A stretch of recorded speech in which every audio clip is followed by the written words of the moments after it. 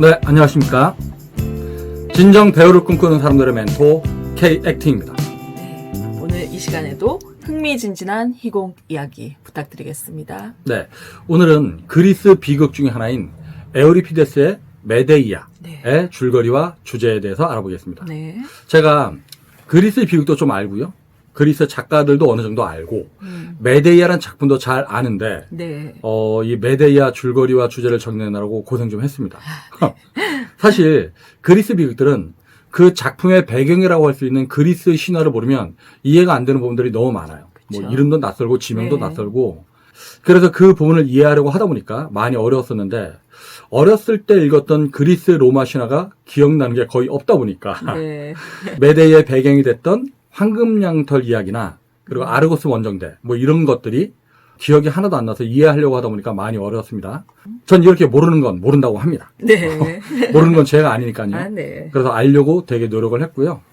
그러다 보니까 제가 에우리피데스와 메데이에 대해 설명하는 부분 중에 오류가 있을지도 모른다는 두려움이 있긴 한데 네. 그렇다고 제가 뭐 그리스 전문가도 아니니까 언제까지 그리스 신화만 파고 있을 수는 없기 때문에 네. 제가 아는 선에서 에우리피데스와 메데이에 대한 설명을 해보도록 하겠습니다. 네. 네. 에우리피데스는 소포클레스, 에스킬러스와 함께 그리스 3대 비극 작가 중에 한 명으로 알려져 있죠.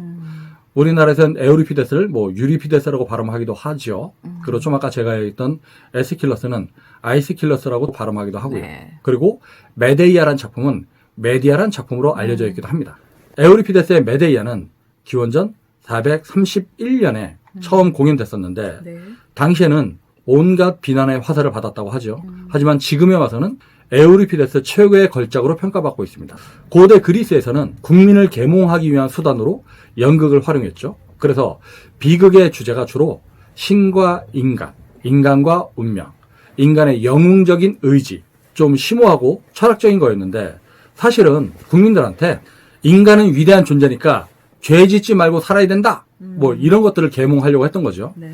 그래서 에스킬러스나 소포클레스는 작품을 통해 인간의 선한 면만을 드러내려고 했던 반면에 에우리피데스는 인간의 삶을 구성하고 있는 것이 선과 악이라는 사실을 인정하고 있었기 때문에 그 전에 작가들과는 좀 다른 색깔의 작품들을 썼던 겁니다.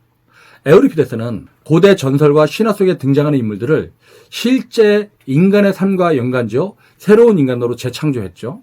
메데이아도 그리스 신화에서는 마녀로 등장하는 인물인데 에우리피데스는 메데이아를 남편에게 배반당한 아내로 설정하고 끔찍한 살인을 저지르는 복수의 화신으로 재창조합니다. 이렇게 고대의 것을 새롭게 재창조하는 에우리피데스는 당시 그리스인들한테 반감을 불러일으켰고 그래서 그의 작품은 그리스 시대에는 크게 인정을 받지 못했습니다. 근데 에우리피데스는요. 네. 인류 최초로 심리극을 쓴 작가, 사실주의 연극의 선구자라는 평가를 받고 있는데 연극 이론가들은 에우리피데스가 없었다면 현대 연극은 존재할 수 없었을 것이다 라고 평가하고 있습니다. 그만큼 에우리피데스는 현대 연극에 많은 영향을 끼쳤고 네. 주제나 내용적인 측면에서도 현대적이라는 평가를 받고 있죠. 에우리피데스는 메데이아를 통해서 사랑, 증오, 질투, 분노, 격정, 복수 이런 인간의 심리적인 부분, 즉 인간의 내면적인 갈등을 극화했습니다. 네.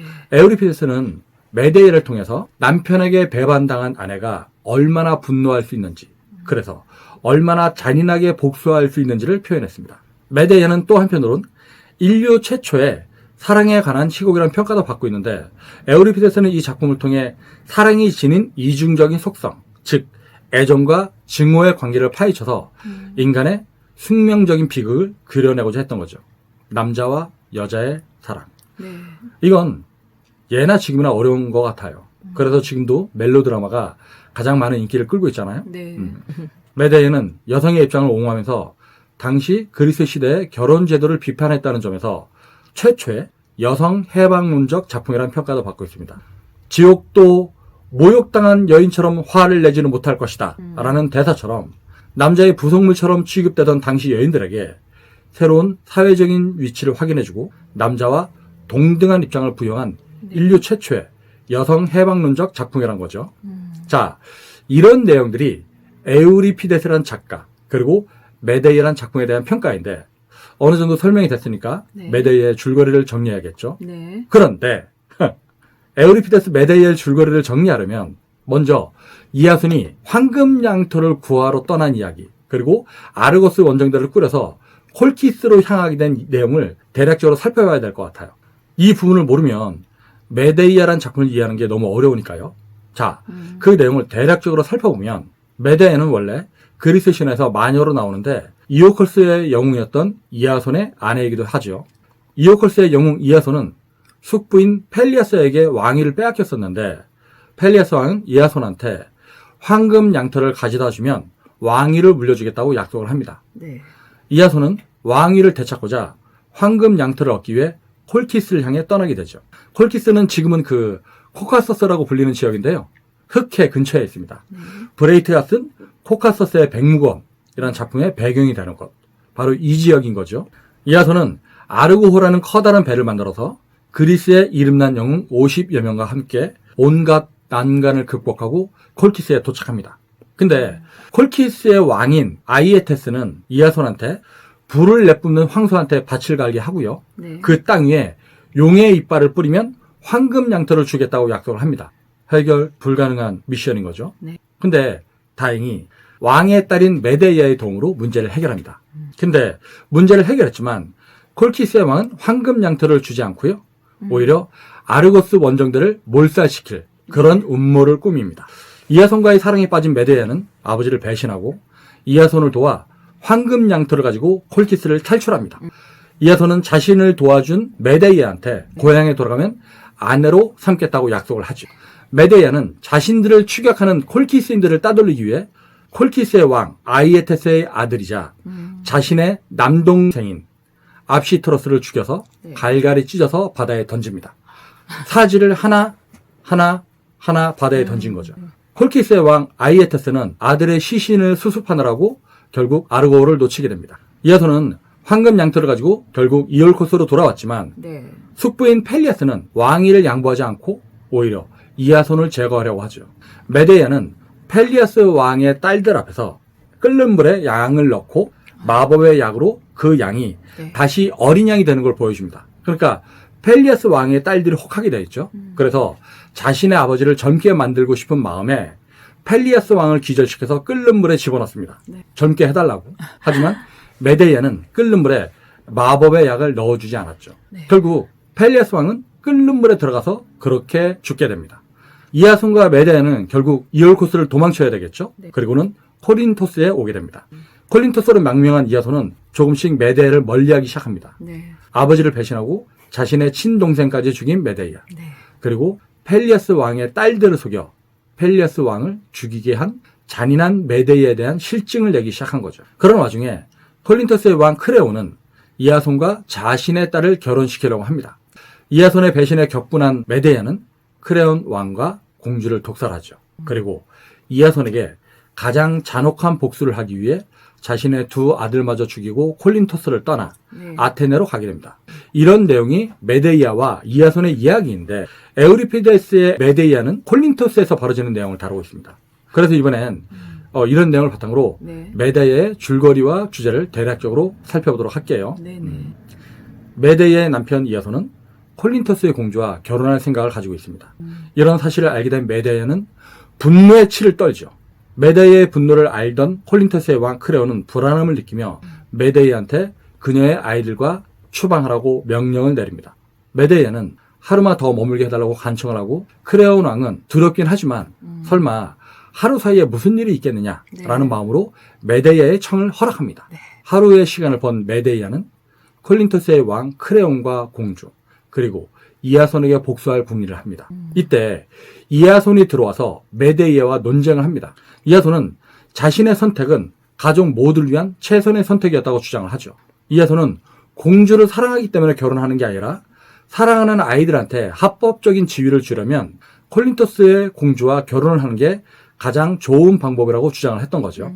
사실 당시 그리스에서는 부모 양쪽 모두가 시민권이 있는 경우에만 자식한테도 시민권을 줬다고 해요. 그래서 이하손의 입장에서는 이방인이었던 메데이아와 거리를 두고 왕족과 결혼을 함으로써 자신의 아이들을 제대로 키울 수 있다고 판단했을 수도 있다고 봅니다. 네. 하지만 이하손의 주장은 메데이의 입장에선 궤변으로만 느껴지죠. 메데이는 이하손과의 사랑을 위해 조국을 버리고 아버지를 배신하고 동생까지 찢어 죽이면서 고국을 떠나왔는데 결국 남편으로부터 버림을 받았고 추방당할 운명에 처한 가련한 신사가 된 것이죠. 이하손이 퇴장하고 아테네의 왕 아이게우스가 방문합니다. 아들을 낳지 못하고 있던 아이게우스는 아들을 얻을 방법에 대한 신탁을 구하고 돌아가던 길이었죠. 메데이는 아이게우스한테 아들을 얻는 방법을 알려주겠다고 하면서 자신한테 은신처를 제공해 줄 것을 부탁합니다. 아이게우스는 메데이아의 부탁에 동의를 하죠. 도망칠 곳이 생긴 메데이아는 결국 복수를 실행합니다. 그것도 굉장히 신속하게. 메데이아는 이하손한테 허락을 구하고 자신의 아이들을 시켜서 공주한테 독이 묻은 드레스와 황금관을 보내죠. 메데이아의 음모를 몰랐던 공주는 온몸에 독이 파고들고 머리에 불이 붙어 죽게 됩니다. 그리고 딸을 껴안고 울던 크레온 왕도 같이 죽게 되죠. 메데이아는 이하손한테 견딜 수 없는 고통을 주고자 자신의 아들들도 칼로 찔러 죽입니다. 이하손은 크레온 왕과 공주를 독살한 자신의 아들들이 콜린토스인들로부터 위험에 처해질까봐 걱정이 돼서 아들들을 구하려고 달려오지만 이미 아들들은 메데이아한테 죽임을 당하고 만 상태죠. 메데이아는 할아버지인 태양신 헬리오스가 보내준 마차에 아이들의 시신을 싣고 이하손을 저주하면서 떠나고 모든 것을 잃은 이하손은 비탄에 잠겨 괴로워합니다. 끝. 여기까지가 메데이아의 내용인데 참 비정하고 잔인한 여인이죠. 근데 이런 결심을 한 메데이아의 갈등, 결심을 하게 된 배경은 다음 대사에 그대로 나타나 있습니다. 제가 대충 읽어보면요. 눈물을 흘리며 나는 내가 저지를 참혹한 일을 생각한다. 나의 아이들을 죽여야만 하는 내 숙명이요.